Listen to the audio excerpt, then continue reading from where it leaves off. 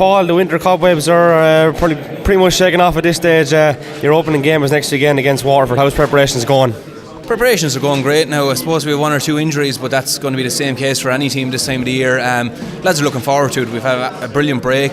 We're training hard at the moment. Lads are feeling fit and strong at this stage, So look, we're just looking forward to getting back out in the pitch and getting hurling and back into the swing of things, really.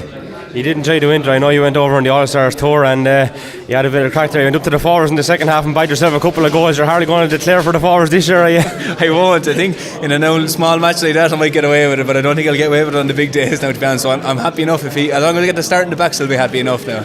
It is a tough start, as you mentioned. You have Waterford away on the first day. We have Tipperary at home the second day. How important is it to hit the ground running? Yeah, it's hugely important because you only have 5 matches in the league for the hurlers, whereas the footballers have a little bit more matches to try players and stuff. But like we saw last year, we won our first match, but after that we found it hard to get more points on the board, and found ourselves in relegation. So every match is hugely important in terms of just keeping yourself away from relegation, finding out a bit about players, but also you want yourself to be at the business end of the league as soon as the matches are over. So yeah, look, if we could win our first 2 matches, it'd be absolutely massive and take the pressure off for the rest of the league, really. And I know last year, 2015 is 2015, you went on, you became All-Ireland champions again, but you did have a difficult enough league assignment, and as we say, it is important to get that league, and you could be very easy stepping into the wrong end if you don't get a couple of results. That's exactly it. Like I was saying, with 5 matches, it doesn't leave a lot of scope there for error, so yeah, we won the championship last year, but we would have liked to do better in the league, because the league is, it obviously means so much going back into championship. Lads have a bit more hurling under the belt. They obviously, have that bit more of experience, but we found out a lot about players in the league as well last year. Just because we didn't have a great league doesn't mean we didn't find out things we needed to know. So look, it was disappointing, but again, we learned from them lessons now for this year, and hopefully that'll be the bit of encouragement we need to spur on and win the league again. Looking ahead to the year, you have Clare kind of rebuilding there. I know they went down last year, but Don Logue is part of the backroom staff there as well. Do you expect maybe Clare to come on a bit this year and challenge heading in towards championship? And who do you expect to come to the fore, come to business end of the year?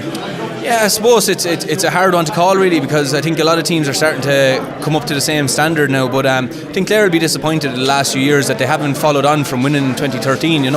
And certainly with Owen Lowe coming into the backroom team, he'll add, I suppose, an outside view on things. He hasn't been part of the camp, so he's a fresh pair of eyes in on the camp. And certainly Clare, they definitely have the hurlers anyway, so there's no reason why they can't go on and be a serious threat this year, and that's the way they'll feel. But in terms of, look, you're going to have to say that the usual teams, Tipperary, are going to be in around at Galway again after going so close last year. But look, I wouldn't be surprised if 1 or 2 teams come from the side of the field, to upset someone's year. So it's a hard one to call, and we're just going to worry about ourselves really now, to be honest.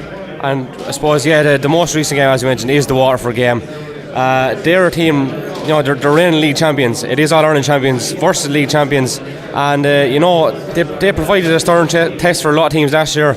They give you a good run for it in the semi-final, so they're pretty much a team on the up as well. Absolutely, I don't think there's any better test we can get, because after winning the league last year, they'll be encouraged, and they'll want to get back there and win the league again. And I suppose for a young set of players, they'll want to show that it wasn't just a once-off. And I think after the semi-final last year, they feel they didn't, do themselves justice. So, going down to Welsh Park, playing the league champions in their own ground, it's not going to be easy, but it's exactly the test we want, and we're really looking forward to it, to be honest.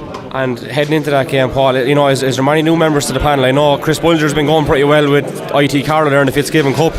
Can we expect to see a few new faces come Sunday week or Saturday week in Walsh Park? Well, I don't pick the team now, so I won't be saying, but the lads are going well. There's new lads in training there now, like you said, Chris Bulger, we have James Barron, a few of them, and they're young lads, but certainly they have all the hurling, and Brian is all for giving the lads chances, so look, the lads prove it in training, and they're showing for jerseys.